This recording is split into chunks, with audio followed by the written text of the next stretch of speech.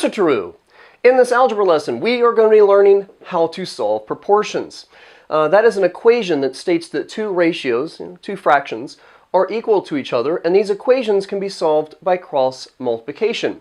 Now in this lesson we are going to be doing 8 examples, and so hopefully we're going to go from easy to hard, and you can skip ahead. I'll put timestamps in the description if a couple of these first examples maybe are really too easy and you're looking for those more complex examples where maybe after you cross multiply you have a variable on both sides of the equation. We're also going to include some geometry examples, and I believe we're going to do 2 word problems. The first one's going to be relatively straightforward, and the second one, well, of course, going from more difficult problems as we go through our lesson, a little bit more complicated.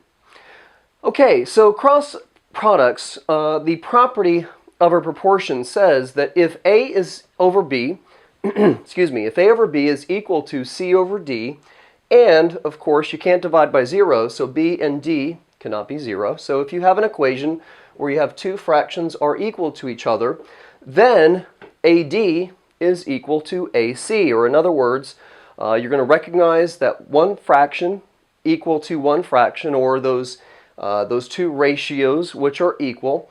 When you see that scenario, you can solve the equation by sort of envisioning a cross multiplication. You're going to put a cross over that equation, and remembering that there's an equal sign in the middle, you're going to do A times D and then B times C, and you're going to create a new equation that is not going to have, well, it's not going to have any fractions in it really, unless you have coefficients which are fractions, and then you continue on the problem from there. Now, what's very important is the technique that you're going to learn in this lesson, this cross multiplication technique, one more time, only works when you have one fraction equal to one fraction. If you have an equation that's got terms which are ratios, then you can combine those ratios, those fractions, through addition and subtraction until you get one fraction on the left and one fraction on the right, and you can cross multiply it. Or you can just remember that fraction bars mean division and multiply by a factor or a combination of factors through the entire equation that will cancel out all those denominators and allow you to finish the problem, maybe solving a multi-step linear equation or something like that. Now, if you have a situation where it's not just one fraction or ratio equal to another ratio, and you have some of these more complex equations where the terms are ratios, multiple terms are ratios, I'll put a link to that lesson in my description as well of this video. But all of our examples will either be rewritten so it is one ratio equal to one ratio, or already be set up like that. Now here, these first 2 examples are very simple, I think. I hope you, at the end of this, you find them very simple as well, and you may want to skip ahead if you need to. And I might not even really teach students, like we got done already through our algebra lessons, learning how to solve one-step equations. And we already have done problems that look like this. And when we were solving one-step equations, I might have pointed out to you that if we want to isolate this variable x, we need to cancel out that division of -3 that's with the x, and that would involve, let's see here, coming over here, x over -3 is equal to +2, recognizing that a fraction bar means division, and you want to undo that division of -3, we can wrap both sides of the equation in parentheses and multiply both sides by -3, thus the multiplication canceling out the division. Now, when you start working with fractions, you want to make sure that everything sort of is a ratio or a fraction, so you can line up those numerators and denominators. And I would put that -3 over 1 and show you how -3 times +1 is -3x over 1 times -3 is -3, and that's equal to -6. And those this numerator and denominator that are exactly the same number, any number divided by itself is 1, and the problem would be solved, and it would be -6, x equals -6. So this is, we've already solved these type of problems, but keep them in the sight, before with our one-step equations, but keep them with the idea that we're supposed to be developing our skills for cross multiplication, a special technique that really,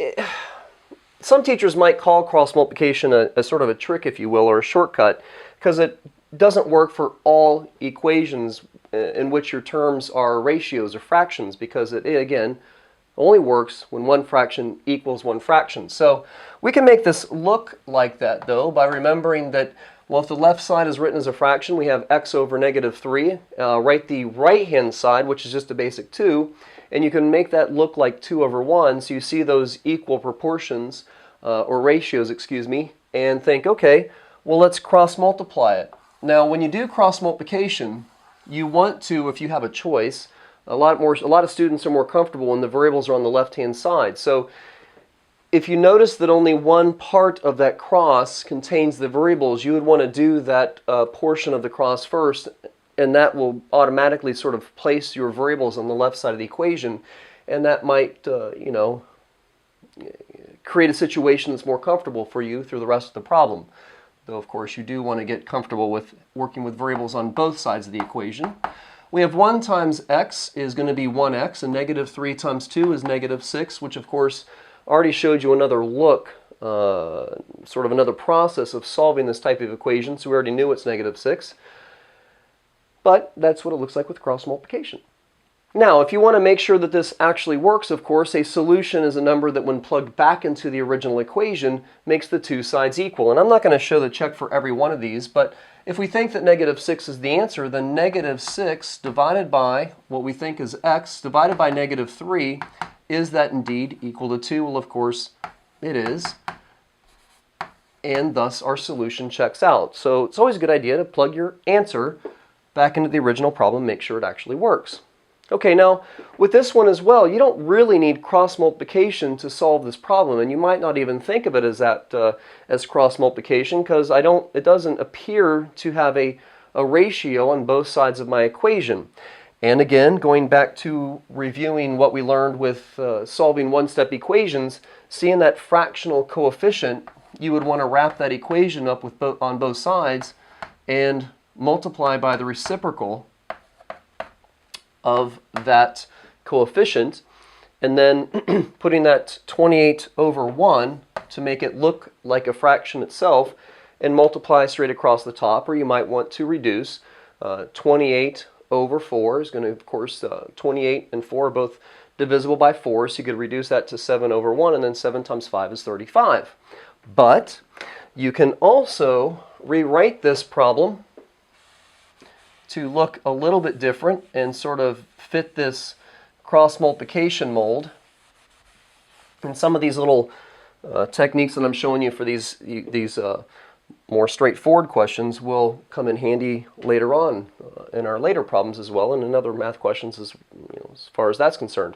So 4 over 5 times x, or 4/5 x. Well, when a number and a variable are touching, that does mean multiplication. And if I want to rewrite this so it doesn't look like a constant or a coefficient in front of my variable x, I can envision that as over 1, so I can see how the numerators and denominators line up, and rewrite this as 4x over 5 times 1. Write the right-hand side so that it looks like a fraction like I did up here, and then cross-multiplying.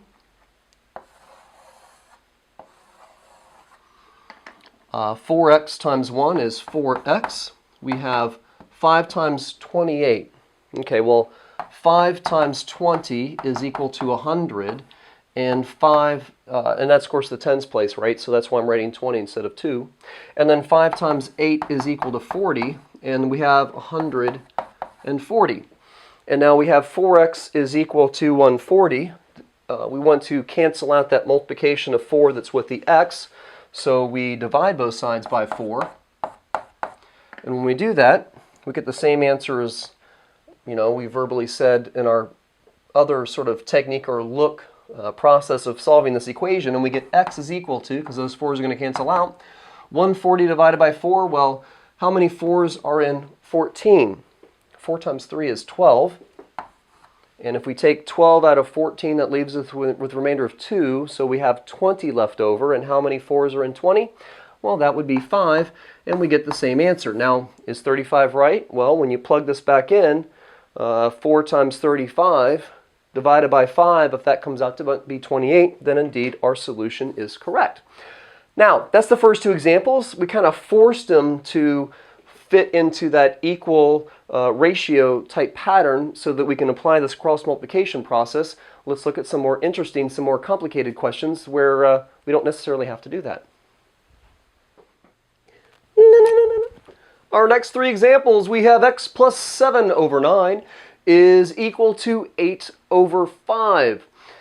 Okay, so again we have this one fraction equal to one fraction. If there was more involved and there was multiple terms in the equation, again I'd have to combine them until I get that one fraction equals one fraction, or I could look at all the denominators and kind of combine them all together, like our 9 times 5 is 45, and then multiply a 45 through every term in the equation to cancel out those denominators. But that's for another lesson. So we're going to cross multiply this, and that means that we're going to, once we recognize again that we have that one fraction equal to one fraction pattern, we're going to cross multiply. We are going to set up a new equation, not a fraction, not another fraction.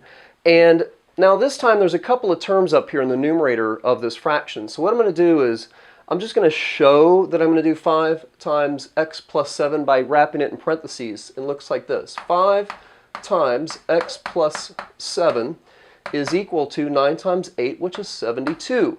Now, a lot of students won't want to do this extra step, but I do this because a lot of times when students cross multiply, they'll do like the 5 times x and get 5x, but then they'll just leave the 7 there, which is wrong. So I'm hoping that writing 5 parentheses x plus 7, that they will be reminded that they need to, and I'm trying to remind you that you need to take that 5 that's in front of the parentheses and distribute it to both terms that are in that numerator, not just the first one. So now we've got 5 times, well, you might want to put a 1 here. Some of my students like to have those hidden coefficients written. So 5 times 1 is 5x. 5 times 7 is going to be 35. That's equal to 72. We're going to now start moving away from the x, and sometimes that x is on the left, sometimes it's on the right, sometimes it's on both sides. Since our variable's on the left, we're going to take all the numbers that are over here with it and move them away by doing the inverse math operation. So that means that we're going to recognize that on the left-hand side with the x we have an addition of 35. We're going to do that by subtracting both sides by 35, because subtraction is the inverse math operation to addition. That's going to cancel out because 35 minus 35 is 0, and saying that I'm adding or subtracting by 0, well, 0 is the additive identity, so it's not going to do anything, and there's no reason to write it then. So we have 5x is equal to 72 minus 30 is equal to 42, and then 42 minus 5 is going to be 37. Okay, now we're going to undo that that multiplication, which is attaching the 5 to the x, the inverse math operation of multiplication. The inverse math operation for multiplication is division. And we get 5 divided by 5 is going to be 1, so we can just write 1x is equal to, okay, now I verbally said the long division before, maybe I should write it once. 37 divided by 5. Well, 5 times, let's see, 7 is 35. Do that subtraction, we get a remainder of 2. And so our answer for 37 divided by 5 is going to be 7. Take the remainder, 2, and put it over what you're dividing by, and our final answer is 7 2/5. You want to make sure that's actually right. You put that 7 2/5 back up here for x, add with 7 and divide by 9, and make sure that that equals the ratio of 8 over 5. Now 2 divided by 5 is not a repeating or run-on decimal. It's actually 7.4 and it stops. You don't have any round-off error if you convert that to a decimal.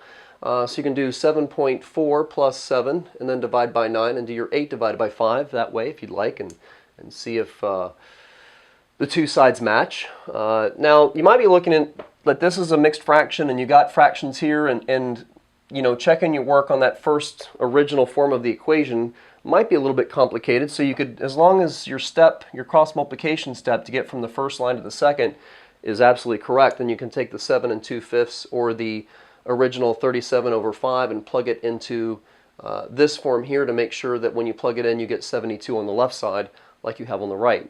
But if you've made a mistake on the way down, well, that's not a very good check. So Over here we've got 3x minus 1 over 4 is equal to x minus 2 over 12. So again, we have these equal ratios. Now with this particular problem, we see that the numerator for both of our ratios, both of our fractions, are binomials. So we're going to be doing this parentheses here on both parts of the cross multiplication to make sure that we actually distribute. And with this particular problem, when I show my pattern for the cross multiplication, we see that both portions of this cross, if you will, has some variable of x. So there's not going to be one direction that I'm going to favor doing first because, in an attempt to keep my variables all on the left-hand side of the equation, because that's not going to be possible. You're going to have a variable on both sides. We've got the 12, oops, where's my green chalk at? We've got the 12 parentheses, 3x minus 1 is equal to 4 parentheses, x minus 2. Now you can't solve for a variable when it's inside parentheses. We're going to distribute to get rid of those parentheses, and we've got 12 times 3 is 36x, and 12 times negative 1 is negative 12. We've got 4 times 1x, and 4 times 1 is equal to 4x. And then 4 times negative 2 is negative 8. Okay, well again, we have that variable showing up on both sides of the equation. You should be careful. You should be comfortable, solving equations where the variable is on your right or your left, even though students do tend to get more comfortable with the variable being on the left. When I have an equation with a variable on both sides, I want to move the term with addition or subtraction, moving the entire term, that's going to give me a positive answer, just so I don't have another negative floating down through my work that gives me an opportunity, of making a sign error. So I've got a big coefficient of 36 and a smaller one of 4, so actually I'm going to move this 4x, it's a positive 4x, I'm going to move it over with subtraction once on each side of the equation, lining up the like terms. And I'm going to have my variable on the left, but I'm doing this because I don't want a negative coefficient. So 36 minus 4 is 32. Minus 12 is equal to negative 8. And just like before, we want to undo this subtraction of 12, so we're going to add both sides by 12. And that's going to give us 32x is equal to negative 8 plus 12 is going to be equal to 4. We're going to undo that multiplication of 32 with division. And x is going to be equal to, now 4 over 32, is that reducible? Well, each of these numbers sort of is divisible by 2, so, well, they're both even. So I can divide the numerator and denominator by 2, but 32 divided by 4 is equal to 8. Now, the answer is not 8, but that means that both the numerator and denominator can be reduced by dividing both the numerator and denominator by 4. And of course, we're applying that division of 4 to both the numerator and the denominator because 4 over 4 cancels out to be 1. So you're effectively just multiplying by 1. You're not going to change the value of this fraction, just the way it looks. And our final answer is x is equal to 1/8. Okay, so going on to our last problem here. Now this is designed to be an Algebra 1 lesson. And at this point in the algebra book I'm teaching from at my school, we haven't studied quadratics and cubic functions and such. So this is a little bit scary looking because we see powers of 3 and 1 and powers of 2 in here. And so you might look at this near the end of your assignment, something similar to this, and think, ooh, I can't do that. It's got these weird exponent things. Okay, well, let's remember as we get ready to do this, we're going to recognize that one fraction equal to one fraction. We're going to, because of that, recognize that we're going to use cross multiplication to solve this problem. And we'll have, let's see here, 4x, because that's only one term, so I'm going to leave it in front of the parentheses. 4x times these two terms of x squared minus 6 is equal to, equal sign in the middle, 4, because that's got a single term and we got two terms down here, so I'm going to do the sort of point to this first, 4 parentheses x cubed plus 3. Now, on the right-hand side, I don't think that any of you watching probably would have a problem with this. We're just going to take the 4 and multiply it through, and that is going to give us 4 times 1 is 4x cubed, and 4 times 3 is going to be a positive 12. But on the left-hand side, let's make sure that our first multiplication here is going to be 4x times x squared. Well, 4x, let's pick a different color here. Do a little scratch work. 4x times x squared. Do you know already that when you multiply terms with the same base, that you add the exponents? Okay, and because this x does not have an exponent written, but it is assumed to be 1. So let's see here. What we can do instead is, if you don't know your properties of exponents yet, you can say, okay, well, I have a 4x here. I know that like 3 squared is 3 times 3, which is 9. I'm saying 3 times 3 because x squared, 3 to the power of 2, means that you have 2 of those bases.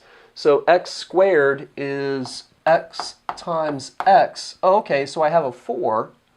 And then there's 1, 2, 3. I'm multiplying x by itself 3 times, so I can rewrite that as x cubed. Okay, so I don't know if you needed that or not, but if you did, there you go. Hope it helps. We have 4x times x squared is going to be 4x to the first times x squared is 4x cubed.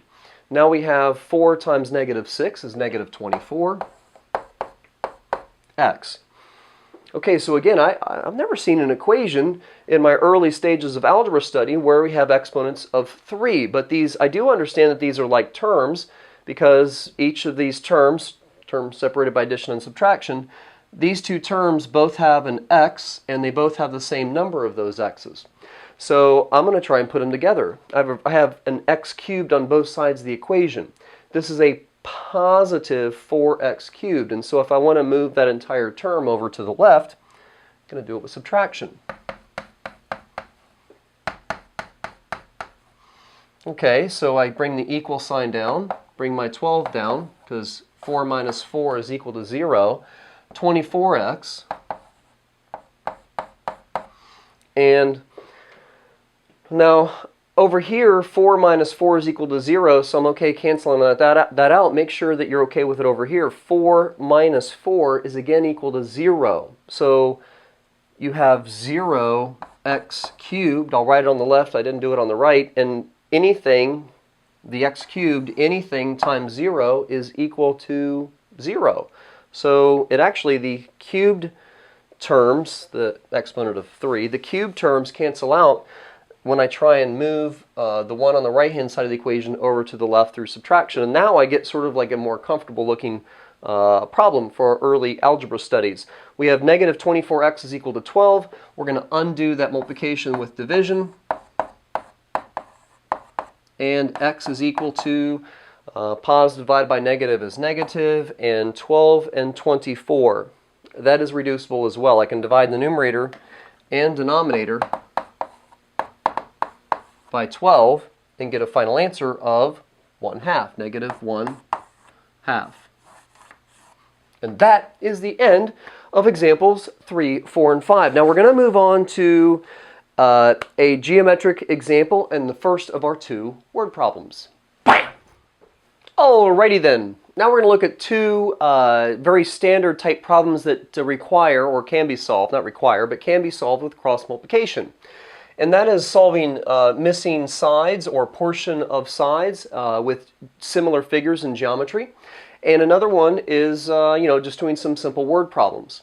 Okay, so over here we've got a couple of overlapping or nested triangles, and they're going to be similar triangles, at least we need to assume it, like these lengths are going to be parallel, and using that fact that these are parallel, we're going to use some cross multiplication to figure out what this value of x is. Now, you probably have a lot of these questions in your textbooks or worksheets that you're working on, but often they start off with giving you 2 separate diagrams, and you're kind of running through those, and they're going pretty quickly and pretty easily. And then you get to some of these overlapping or nested diagrams, and I do not recommend that you look at this diagram and try and figure out how to set up the ratios that will allow you to solve the problem. And the great thing about doing these cross multiplication problems, these equal proportion problems, is as long as you set up each of the ratios with the same pattern, you are going to get a correct answer. Now what I mean is basically you have like 4 different ways to set this problem up, but all 4 different initial designs for the equation will still lead to the same answer. But first thing is first, we need to pull this apart. And you want to look at this diagram as 2 separate triangles. Of course, we have one here that we're going to highlight in red. This smaller interior triangle, and that smaller triangle, as we can see, has a length of 9 and 5.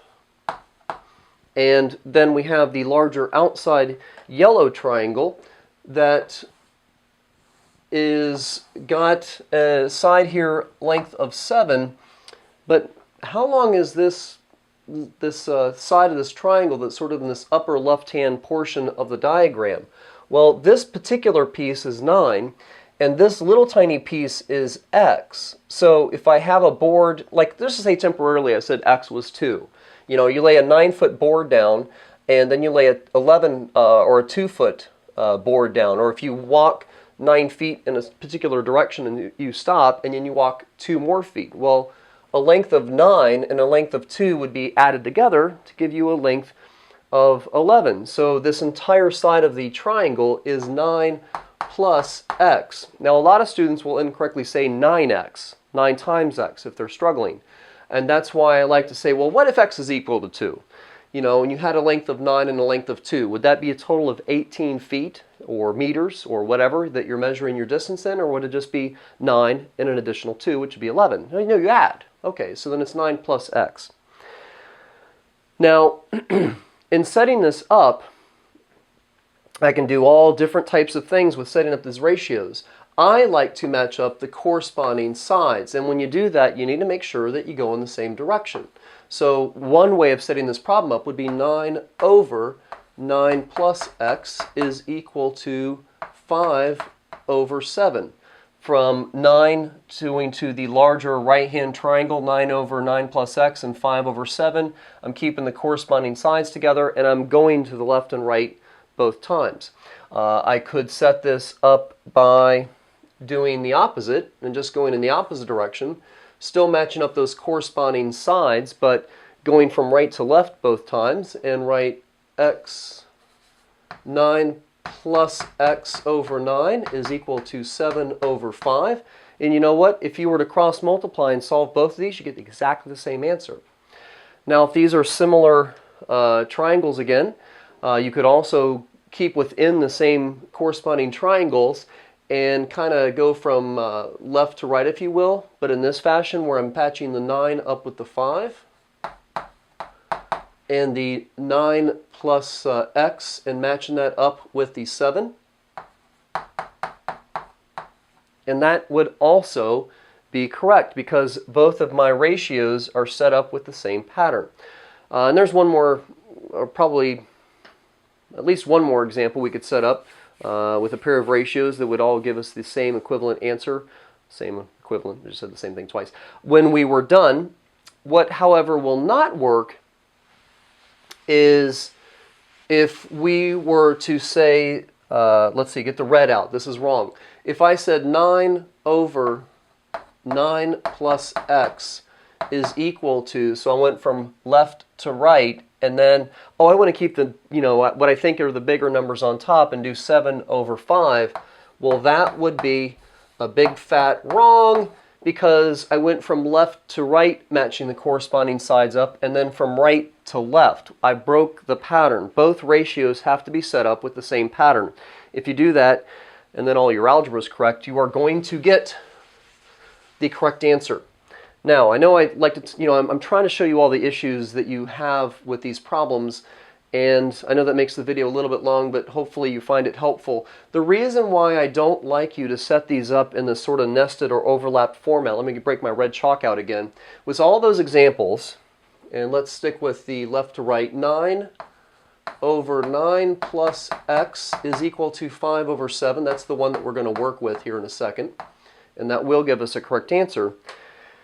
If you keep it in this nested overlap form, a lot of students also incorrectly will say this. They'll go, oh, okay, so 7 over 5, or vice versa. And then they do x over 9. And they're seeing like they're doing sort of the big yellow triangle over the red one. And so, okay, the 7 and the 5 correspond, great. And then we have the x is clearly tied in with this bigger triangle, and they do x over 9. Well, what's the problem with that? Well, 7 is an entire length. The 5 is an entire length.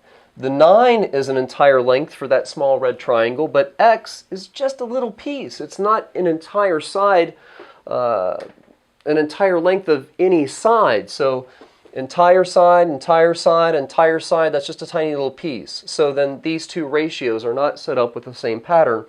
And that's why I very strongly suggest with these geometry problems, you draw them separately. You make a new diagram without those being overlapped. Now, cross multiplication, we're going to do 5 times 9 plus x. Actually, I've done 4 examples or 5 examples with the variable on the left. So let's do this way first. 9 times 7 is going to be 63, is equal to 5, parentheses, 9 plus x.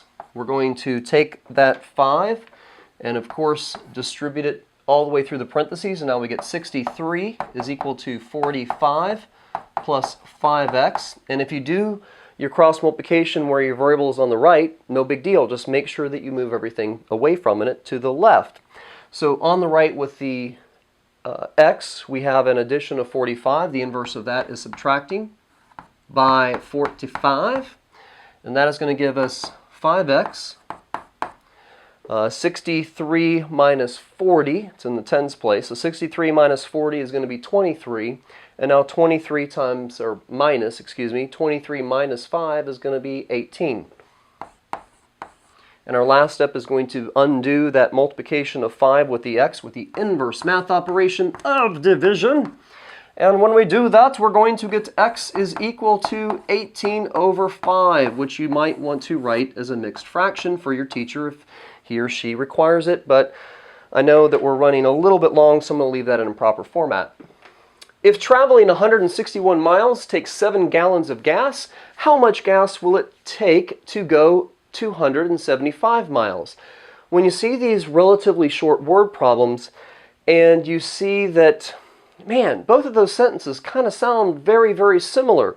Let's see here. The first sentence, if traveling 161 miles takes 7 gallons of gas, pretty short and precise portion of that sentence. Now the rest of the sentence, or often it might be another sentence completely, how much gas, and we're going to assume it's in terms of gallons, will it take to go 275 miles? So you see that both portions of that sentence, or if it's written in 2 separate ones, are comparing the same 2 variables, miles and gallons of gas.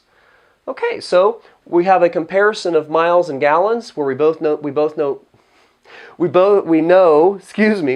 both values, and then another comparison where one of those values are missing.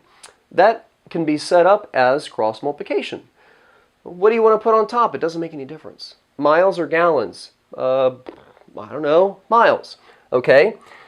With proportions, what's important is that both ratios, again, are set up with the same pattern. So make yourself a note. I'm going to put miles over number of gallons of gas, and then use that design for the rest of your problem. So first sentence, miles, 161. Gallons, 7. Excellent. Next part of the sentence, or next sentence that sounds very similar. How much gas? Okay, for some reason, students like to have variables on the top. So they'll want to inadvertently or accidentally put x on the top. Well, having x in the numerator doesn't make it wrong, but look, we've decided to have miles over gallons. Gallons is the denominator. So when you see how much gas, will it take? Well, we've decided the number of gallons of gas is going to go in the denominator, so that's where the x is. Will it take to go 275 miles?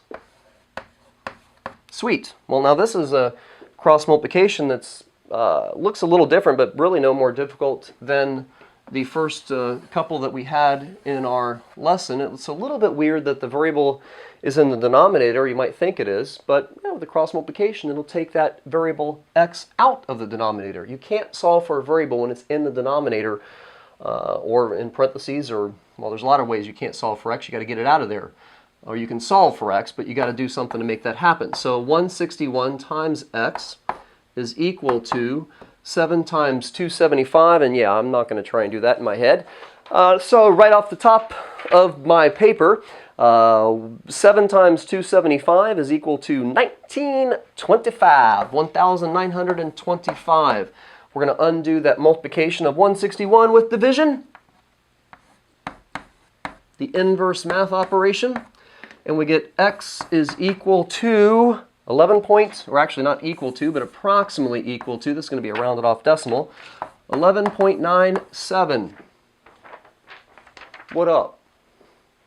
I would probably not give a regular or especially honor student full credit for that answer, because this is a word problem. What does that mean? I don't know. It's not just some generic equation. Like 18 over 5, okay, it's a geometry, but I don't know what unit of length it is. It's 11.97. That was about gallons of gas.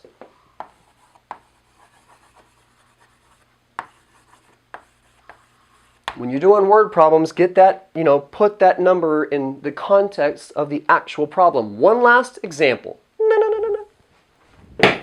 Bam! Last example. You are meeting a friend 4 miles away from your home. Your friend lives 1.2 miles away from the restaurant where you will meet. If you average 15 miles per hour riding a bike and your friend walks there going 3 miles per hour, how many minutes, and that's going to be an issue that we'll deal with as we work through the problem, ahead or after you should your friend leave to arrive at the same time? Now, anything with motion generally boils down to this distance is equal to rate times time. So since we're talking about how much time is it basically going to take to get to the restaurant, we need to undo that multiplication of r by dividing this equation on both sides by r and get time is equal to distance over rate.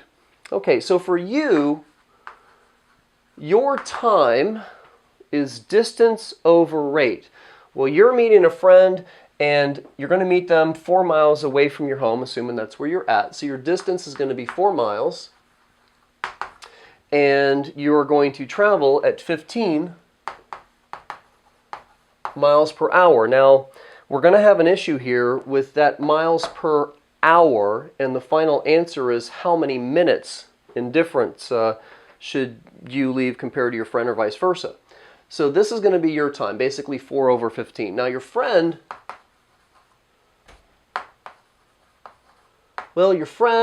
let's see here, your friend has a distance of 1.2 miles to cover, and they're going to be going at 3 miles per hour.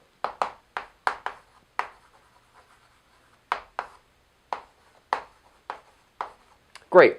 Now we want to arrive at the restaurant at the same time. So I need to make sure, now you can do this problem, by the way, without doing cross multiplication, but keeping with the theme of this lesson, we want to see how it would look if we wanted to do cross multiplication, at least my interpretation of how to set this up.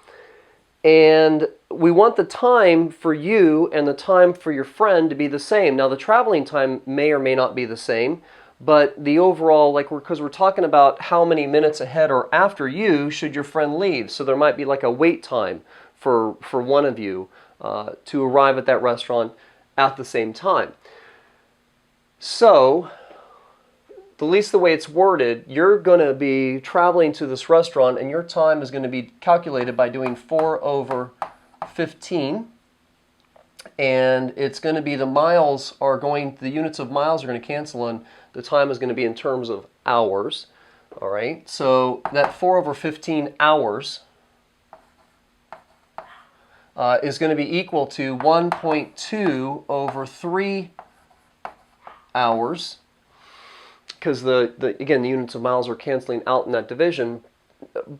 but they may not, these may not be the same time. So how many minutes ahead or after you should your friend leave? So let's put a little plus t to indicate that there might be, we might have a positive or negative t, and then from that discuss, whether that person that lives closer, even though they're going to go a lot slower, they're also closer. So are they going to get there faster, and thus actually need to wait? You leave at some time and they stick around in their house and they wait a few minutes and then they leave, or maybe it's going to take them longer and they need to leave earlier, and it's going to be, we're going to look at that value of t and draw that conclusion.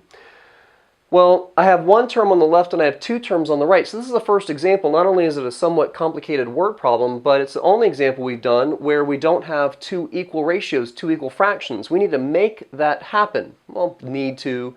You can solve again this without doing cross multiplication, but if we're going to do cross multiplication, we need a common denominator here. So we're going to put this, we're going to multiply that term of t over 1 by 3 over 3 to get that common denominator of 3. And then we're going to have 4 over 15 hours is equal to 1.2 plus 3t over this common denominator that we've now set up as 3. And now I have one fraction equal to one fraction. We can finish this with cross multiplication. And we're going to do 15 times 1.2 plus 3t is equal to 4 times 3, which is 12. Distribute this 1.5 through, and yeah. Okay, so 1.2 times 15, just to make sure I don't make a silly mistake as we finish up our lesson, we get 18 plus 15 times 3 is 45. Of course, that's equal to 12. We're going to subtract both sides by 18. We get 45t is equal to negative 6. And now we're going to not draw up our eraser. We're going to divide both sides by 45 and get t is equal to negative. So negative time, that's a little bit weird. What does that mean? And negative 6 over 45, well, both of these numbers are divisible by 3, so that could be reduced to negative 2 over 15. 6 divided by 3 is 2, and 45 divided by 3 is 15. But now remembering that our units of miles are canceling out, leaving us, actually this time is in terms of hours. That's negative 2 over 15 hours. We need to get that in terms of minutes, all right? So we need to take this negative 2 over 15 hours. How do you convert, let's see, how do you convert hours to minutes? Well, 1 hour is 60 minutes. One small unit of 1 hour is 60 minutes. We need to multiply. So we're going to take this negative time is equal to negative 2 over 15, multiply it by 60, and that's in terms of hours, and multiply by 60 minutes, which is equivalent to 1 hour, to cancel out that unit of hour. And negative 2 over 15 times 60, well, 60 divided by 15 is going to reduce down to 1 and 4, and negative 2 times 4 means that t is equal to negative 8 minutes. Okay, so what does that mean? That means that, let's see here. Your time is going to be equal to their time minus 8. We need to take 8 minutes off of that time to match the time that it takes you to get to the restaurant. So like, if it's, say, just make up some numbers. If it's 10 minutes for you to get there, and this is a negative 8 plus whatever, that would mean, like, if it takes you 10 minutes to get there and your friend 18 minutes to get there, we would need to take 8 minutes off of their time to match it with your 10. So they're going to take longer. Your friend's going to take longer to get to the restaurant, so we're going to need to leave an additional 8 minutes early. Your friend needs to leave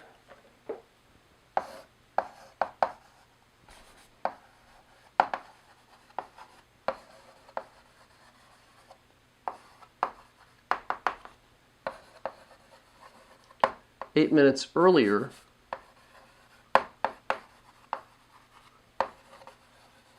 than you do. Okay, now another way of doing this problem, because this, is maybe, I don't know, kind of maybe seem a little bit convoluted, and, thinking about what are you going to do with that negative 8 minutes, and really what does it mean? You even saw me pause it, and I'm the one that made the video. You can look at it like this. You can say that, now I'm kind of going off the cuff here, so hopefully I don't mess this up, but, 4 over 15, this is how kind of like maybe a normal person would actually do this. 4 over 15 hours times 60 is going to be, again, to get that 60 minutes over an hour. I'm still having to use the idea that, this distance equals rate times time type idea, and then time is distance over rate. 15 in the 6. Well, that's going to reduce. 15 divided by 15 is 1. And 60 divided by 15 is going to be equal to 4. So it's going to take you on the left 16 minutes to get to the restaurant. And then your friend, let's put your friend in green. Your friend in green is going to be 1.2 over 3. Okay, that's again hours. So we want to convert those hours into minutes. So 60 minutes for an hour. That 60 and that 3, both of those numbers are divisible by 3. So 3 divided by 3 is 1, that reduces, and 60 divided by 3 is going to be equal to 20. And 1.2 times 20, well, 1 times 20 is of course 20, and 0.2 times 20 is going to be equal to 4. So that's a total of 24 minutes. So if I take the distance equals rate times time for both you and your friend, we can see that you're going to take 16 minutes to get there. Your friend's going to take 24 minutes, and now it makes more sense that, oh yeah, well, your friend needs to leave 8 minutes earlier to get there, to get to the restaurant the same time you do. Or if your friend says, hey, I'm leaving, then you're going to have to wait 8 minutes to arrive at that restaurant at the same time. So you can see here that, I'm showing you a technique and a way of setting up this problem using cross multiplication, but that doesn't necessarily mean that it's the best way to do the problem. I kind of even did the problem, read the problem, almost looking like I didn't even use any algebra, but it's still the same logical process. And then at the end, we're comparing those numbers through subtraction to see that 8-minute difference. I am Mr. True. Gotta do your homework.